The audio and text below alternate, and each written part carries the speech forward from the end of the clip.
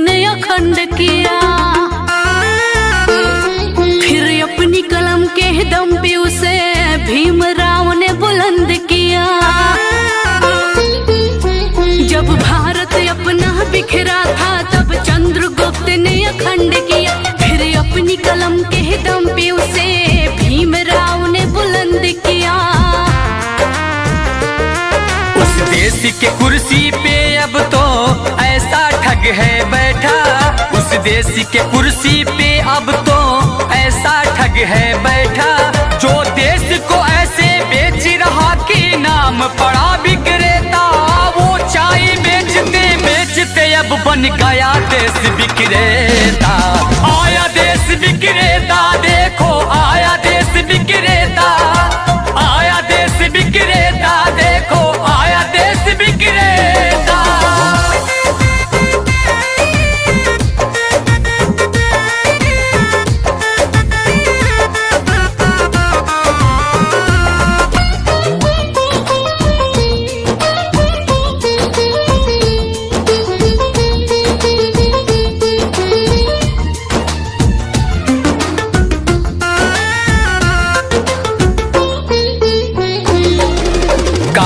धन लाऊंगा कह के भारत का कोष भी साफ किया, श्रमिकों को भूखे मार रहा, धनिकों का कर्ज भी माफ किया।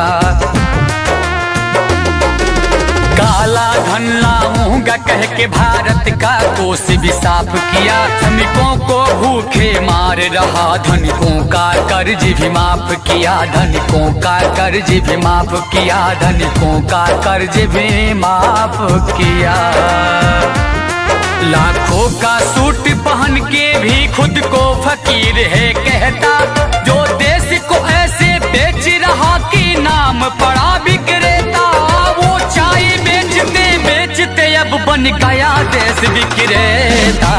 आया देश विक्रेता, देखो आया देश विक्रेता, आया देश विक्रेता, देखो आया देश विक्रेता।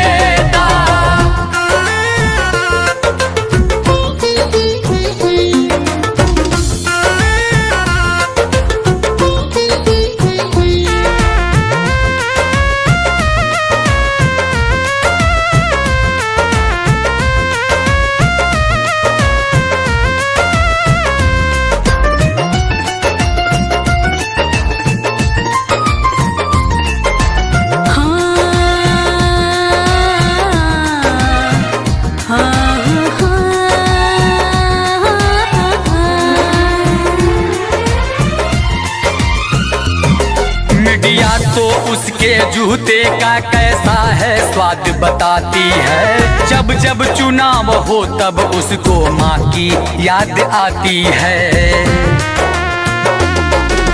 मीडिया तो उसके जूते का कैसा है स्वाद बताती है, जब जब चुनाव हो तब उसको माँ की याद आती है, माँ की याद आती है, माँ की याद आती है। किसी का संग दिल पति है तो वो किसी का मतलबी बेटा, जो देश को ऐसे बेच रहा कि नाम पड़ा विक्रेता। वो चाय बेचते बेचते अब बन गया देश विक्रेता। आया देश विक्रेता, देखो आया देश विक्रेता, आया देश विक्रेता, देखो आया देश विक्रेता। जब भारत अपना बिखरा था तब चंद्रगुप्त ने अखंड किया, फिर अपनी कलम के दम पे उसे भीमराव ने बुलंद किया। उस देश के कुर्सी पे अब तो ऐसा ठग है बैठा, उस देश के कुर्सी पे अब तो ऐसा ठग है बैठा, जो देश को ऐसे बेच रहा कि नाम पड़ा विक्रेता। वो चाय बेचते बेचते अब बन गया देश विक्रेता। आया देश विक्रेता, देखो आया देश विक्रेता, आया देश विक्रेता, देखो आया देश विक्रेता। सब्सक्राइब कीजिए।